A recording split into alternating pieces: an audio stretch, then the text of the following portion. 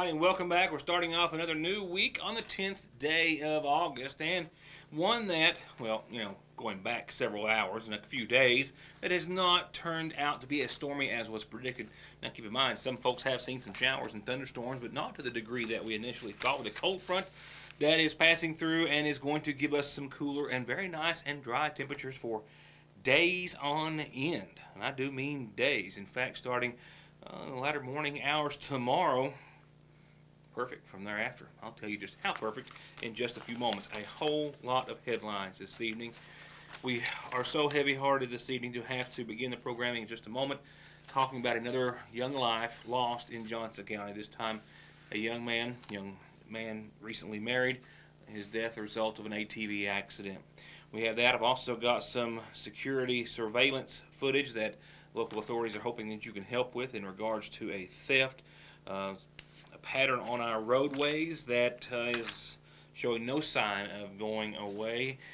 One of those related reports in that matter will be a local officer which was nearly hit head-on by a driver cited for driving under the influence of drugs. And that just gets us started in headlines for what's left of the first or the next half hour. Brought to my attention by a couple of viewers who called over the course of the weekend. I had set it aside to show during the week that I was on vacation and our friend Dalton was here doing the program, the 4th of July parade.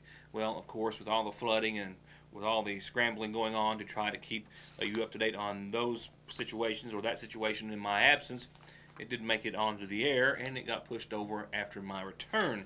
So I'm going to save that for a few days. I think that Andrew has an appointment to get his braces off here in a few days. Thinking that's on Monday the 17th, this coming Monday, 1 week from today. I'm going to maybe save that until then and maybe have some special presentation for you then. So a little late, but better late than never, as they say.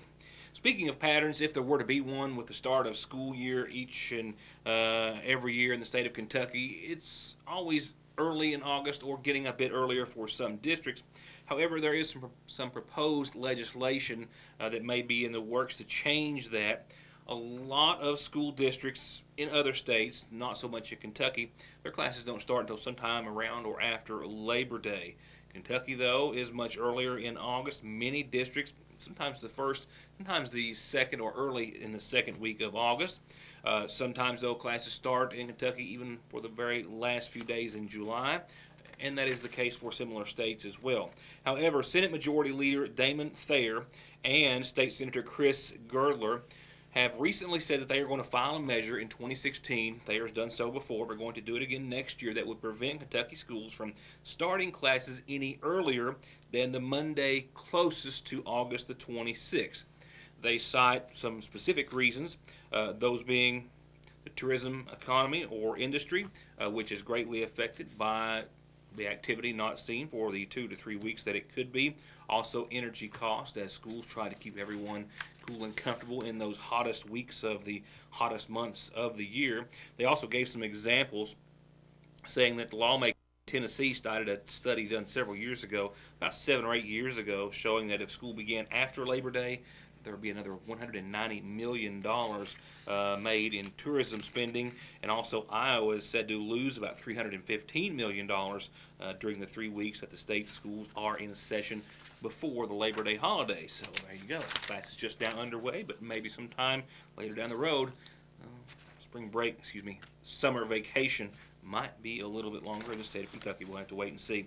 We now have another candidate for governor, and it's for the second time that I'm aware of in Kentucky's history that a husband and wife team had filed to run for governor and lieutenant governor of the Commonwealth.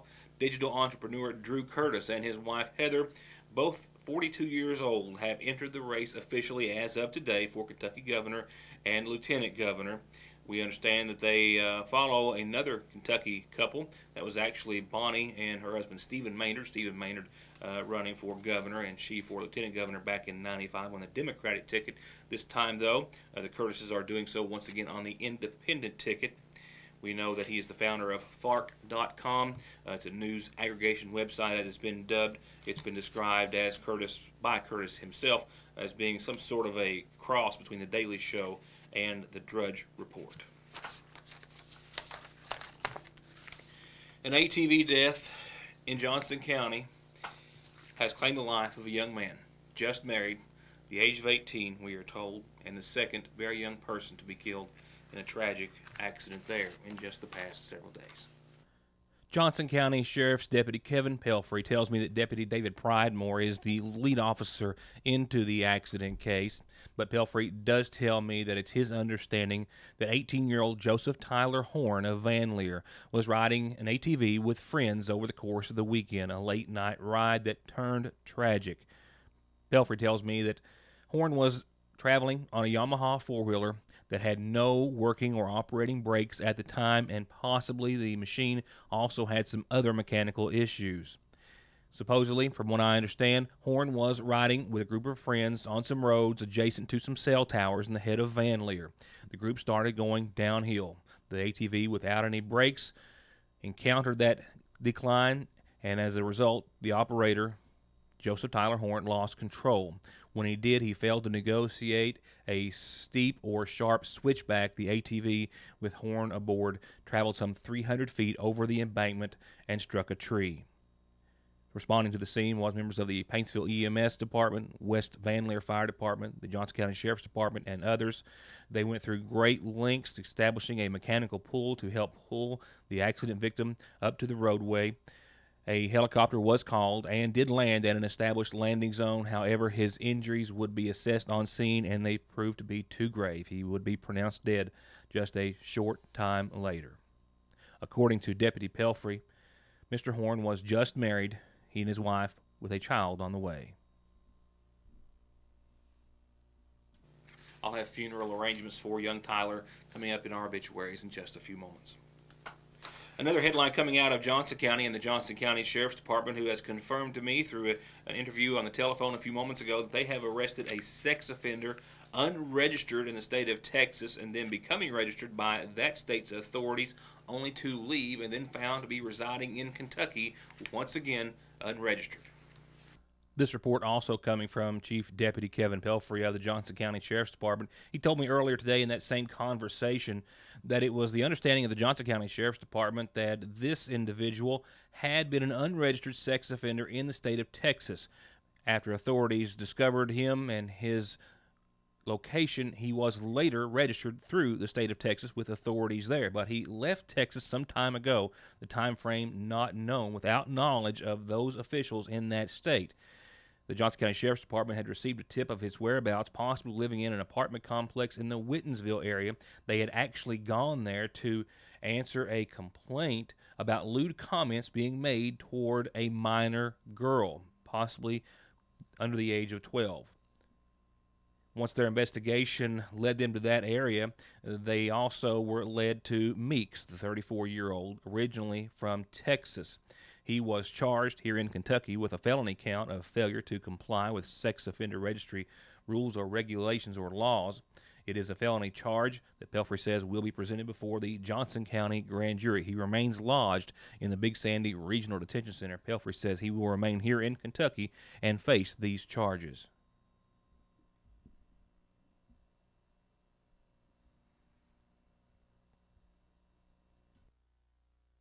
To get high-speed internet on their state-of-the-art fiber optic network for all of your home and business solutions, or to watch TV without a contract on over 200 digital channels with superb quality, or stay connected with family and friends with 24/7 telephone service you can always depend on, contact Foothills Broadband today. Or just click on their link to the right to find out how they're working to provide the latest in communications at affordable prices with exceptional service at Foothills Broadband. There's a common thread between the following reports, which have accumulated over the course of the weekend and since I saw you last, and it goes to illustrate, we believe, a problem which is not going anywhere. It could be argued that it is getting worse. It comes in the following reports of 3 different situations or incidents, 2 involving individuals behind the wheel of their vehicle, says local authorities under the influence of drugs to the point that they literally could not stand on their feet. The other involving a local police officer who was nearly struck head-on while returning to his residence this past Friday evening. We'll go back to Friday afternoon. A call into local authorities, 911, a report of a green Mustang, the driver all over the road. The vehicle seen going into the road that leads to the clinic there behind the Sagersville subway. In the area was Officer Jeremiah Watson, who stopped and observed for the vehicle. He saw it coming very near him, driving in a reckless manner. Also in the area was off-duty Kentucky State Police Trooper Zach Haney, who initiated the traffic stop. Once they began to question the individual behind the wheel, he was given field sobriety test. Watson says that the driver was disoriented, unbalanced, exhibited slurred speech, refused a blood test at the hospital when taken there, and was later arrested. Terry Blankenship from West Liberty was charged with driving under the influence of drugs, no seatbelt, no insurance, or no insurance card. He was also served with a warrant for writing cold checks out of Morgan County. This video was taken in front of the Lee's Famous Recipe on Saturday. The driver of the red pickup truck reportedly went into the Sagersville Dairy Queen, where he was unsteady on his feet after eating. Officer, once again, Jeremiah Watson with the Sagersville City Police, was called and was sitting stationary waiting for him to get into his vehicle. After he did, he made a traffic stop just a few feet away in the Lee's Famous Recipe parking lot. It was there that he questioned the individual. Upon asking him to exit his truck, he noted in his report that he said the driver of the truck literally could not stand on his feet, was trying to either lean on the officer for support or lean on the vehicle to keep him from falling to the ground. He also failed a field sobriety test and was charged with driving under the influence of drugs, failure to produce an insurance card, no seatbelt. His wife was charged with public intoxication. She was a passenger in the truck. She was allowed to go with family members who were called.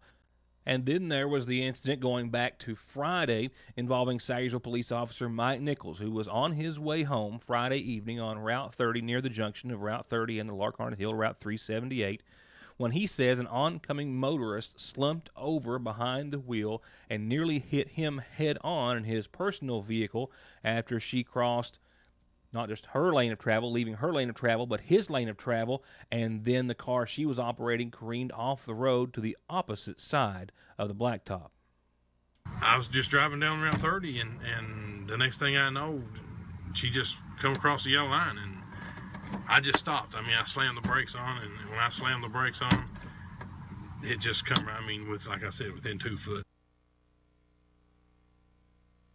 This first picture that Officer Nichols takes appears to just show a vehicle, this specific vehicle in question, a green Ford Explorer SUV, just towards the top of your screen. It appears to have crossed the center line and then gone off into the grassy area and come to a rest. However, as he explains it to us, it was much worse than that. The two cars missing each other by only inches. The second picture that Nichols took shows in more detail his personal vehicle, the gray minivan, exactly where it came to a sudden stop in order to miss contact, and then it also shows the path that the other vehicle took to the left as you're looking to his right, but to the left of your screen, down the path that it took through the grassy area before it came to a crashing stop. She come straight across the road, like she had slumped over and hit a log that was sitting there. I think 3 mailboxes, took it out, went up to the side of the barn, took some weeds out, come off of a pole and landed back in the road. As I was coming up Route 30, I mean, she missed me less than 2 foot. I mean, the pictures just don't even describe it. And let me tell you something, the only thing you can do in that situation is just hold on and pray, and hopefully it's enough. When we got her up there, she got out of the vehicle herself and was coming over, and me and a couple other bystanders was there, and we got her over and laid her down on the ground so she wouldn't fall. She's kind of staggered around. I don't know if it was due to the wreck or what the situation was. McGoffin County Sheriff's Department worked the accident. And I do know that she had some needles in her pocket and some Suboxone and drugs and stuff in her pocket. And to better and further illustrate just how close these two vehicles were and how close they were to making an impact nearly head-on, you can see where Nichols' vehicle was stopped in the roadway, and you can see the skid or tread mark left behind by the oncoming vehicle. And I want to say this while I've got you. People of McGoffin County, we need your help. The drug epidemic in this county is getting out of hand. And we as law enforcement in this county need your help. If you see this going on, you see something that needs to bring to our attention, please do so. Come to the Sagersville Police Department, McGoffin County Rescue, or McGoffin County Sheriff's Office, or the Kentucky State Police, and we'll be more than glad to help you in any way, I'm sure. But this is getting out of hand. Whenever they drive down the road like this, and innocent people driving down the road and they just dart across the road in front of them or hitting the innocent people, it's time that we need to take a stand. I also spoke with Magoffin County Sheriff's Deputy Nick Markham earlier on the telephone. He confirmed that per working the accident scene, he arrested an approximate 26-year-old identified as Melissa Howard, who was lodged in the Big Sandy Regional Detention Center on charges of driving under the influence of drugs and possibly other traffic violations as well. More headlines, including some surveillance video that we're going to show you in hopes that you can help local authorities solve a theft. I'll tell you what they know about it as well at this time in just a few moments with other headlines right now at tonight's Magoffin Farm Bureau Community Calendar. And it starts off with some birthday wishes, and it reads, the first one does at least, happy birthday to JC Love Mommy, or Mammy, my apologies, from Mammy and Piper. Happy birthday to JC today, August 10th. And I've got a belated one. It's because I just missed it. Melissa Gibson, happy birthday. Her birthday was on the 8th with a whole lot of love from your daughter, Alina, grandson Tony, husband Timmy, and a whole lot of family and friends. Happy birthday. I'm sorry, it's late. Happy birthday to Melissa Gibson. Happy birthday. Bubby Carpenter is 50, and a whole lot of folks wanted to rub it in, Bubby, because I got a whole lot of calls. But with the most love from Anna and Addison, happy birthday to you. Happy 50th to Bubby Carpenter. One more reminder about revival ongoing. Let me back that up. At the Living Water Pentecostal Church next to the Magoffin County Water Department. Starts at 7 o'clock tonight. Pastor Bill Shepard invites you all to join them. Brother Richard Reif will be preaching for revival at the Living Water Pentecostal Church on Parkway Drive in Sagersville next to the Magoffin County Water Department. Also another reminder about revival starting tonight at the Mount Sinai Church of God with Brother Glenn Hughes. It's 7 o'clock nightly, runs through Saturday, starts tonight, and this invitation comes to you from Herman Roberts, the pastor, and everyone at Mount Sinai. Revival, starting tonight at 7, runs through Saturday nightly at the same time. This one is just in, and it's about the monthly diabetic education classes that they've been conducting for quite some time. It will be at the Magoffin County Health Department. The next one is tomorrow, 5 o'clock. They always discuss some sort of a specific facet about diabetes and the education thereof. There's also one slated for September the 15th and October the 13th. I'll remind you about those later, but the next one is tomorrow. The class is free and open to all. The third annual Elk Creek Free Will Baptist Church Bass Fishing Tournament, summer tournament that is coming up this Saturday, 6 p.m. till 2 a.m. on Cave Run Lake at the Alfrey Boat Ramp. $1,000 cash prize for first place, $500 for second, $300 for third. Big prizes all the way down the line. You can call 743-2211 to find out more, or 548-0118. You can also enter on the date of the tournament. That's again Saturday starting at 6 p.m. at the Alfrey Boat Ramp. You can call me for birthdays, anniversaries, calendar announcements, and more, or you can fax them, email them, Facebook, however you want to get them to us. Just get them to us so we can tell everyone about them. And remember, you can always catch programming on yournewstoday.com.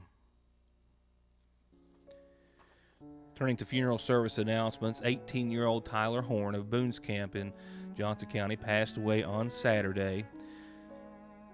The son of Teresa Horn of Boones Camp and Joseph Horn of Louisville. In addition to his parents, he's survived by his wife, Kimberly Horn, as well as a brother, Eric, and a sister, Emily, all of Boones Camp.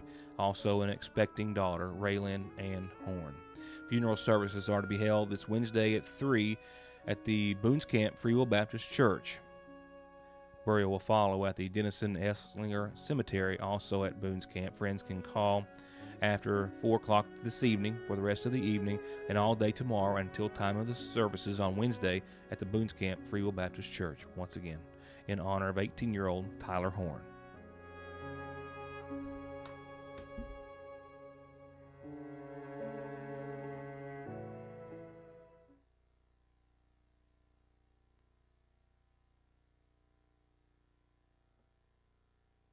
To get high-speed internet on their state-of-the-art fiber optic network for all of your home and business solutions, or to watch TV without a contract on over 200 digital channels with superb quality, or stay connected with family and friends with 24/7 telephone service you can always depend on, contact Foothills Broadband today. Or just click on their link to the right to find out how they're working to provide the latest in communications at affordable prices with exceptional service at Foothills Broadband.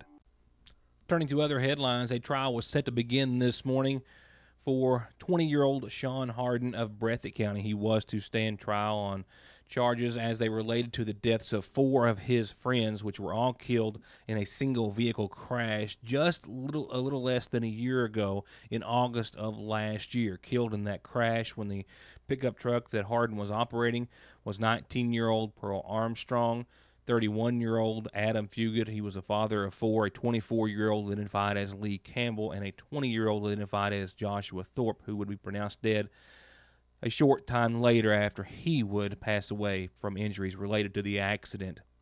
He was one of the 4, I believe it was, who were riding in the back of the pickup truck when it collided with a house after the driver lost control. Harden was initially charged with driving under the influence, ultimately 4 counts of murder and 1 count of assault.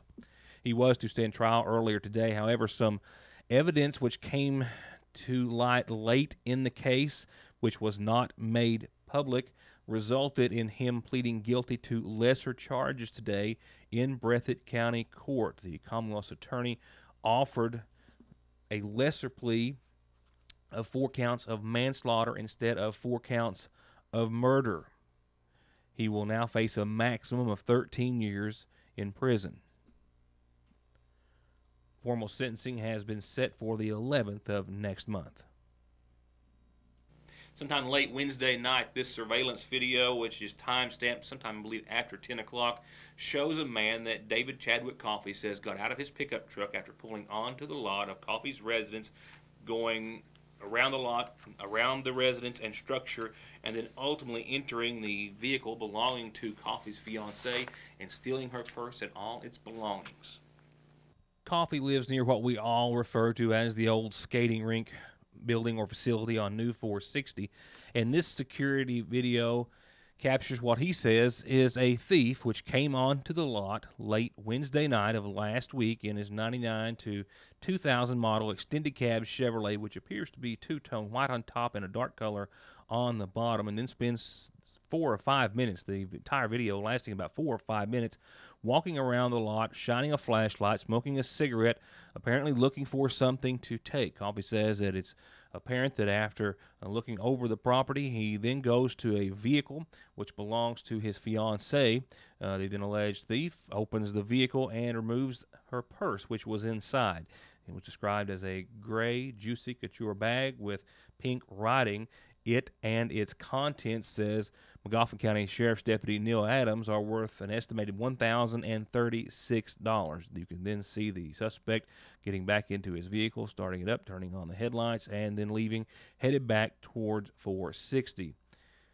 Deputy Adams also says they have a suspect in the case, but they're asking for anyone who would like to share some information to please feel free to do so. They are working on a positive identification and hope to execute a felony arrest warrant within a matter of days, possibly even sooner. If you have any information, you can contact the Magoffin County Sheriff's Department. This is a freeze frame, a screenshot of the vehicle. Once again, appears to be a white extended cab Chevrolet, somewhere around a 99 2000 model, and it also appears to be two-tone with a dark color on the bottom half of the truck. And this a freeze frame of the suspect as he exited his vehicle, taken just before he stole the purse and then left the scene.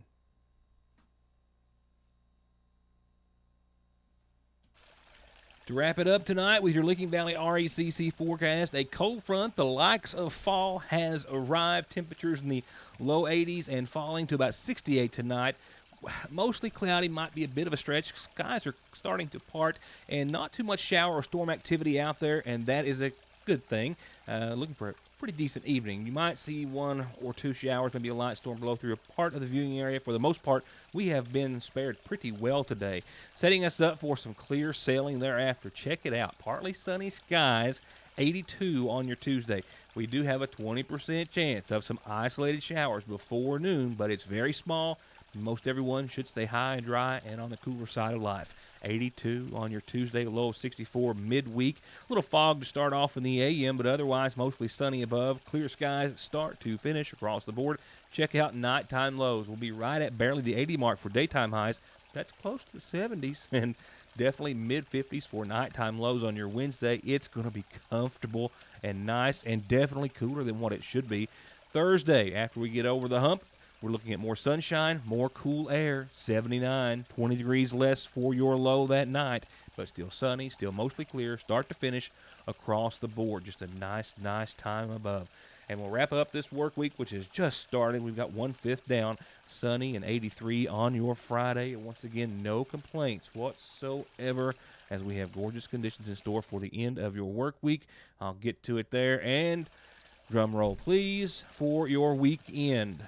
Things warm up just a bit and should be just perfect. 83 on your Friday, sunny, clear across the board. We'll get back to the low 60s for nighttime lows. And then Saturday, mid-80s, mostly sunny, mostly clear. Humidity levels still staying in check, creeping up just a bit. But a beautiful weekend in store. Community Day will be perfect weather-wise, and I believe in every other way as well.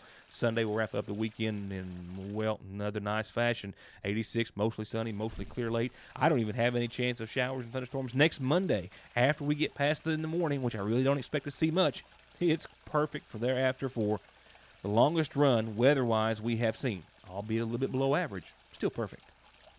It's been a busy Monday. It's only the first of several days to come this week. Join us back here tomorrow night for much more of your news today. As always, we couldn't or wouldn't want to do it without you. For now, thanks for watching and have a good night.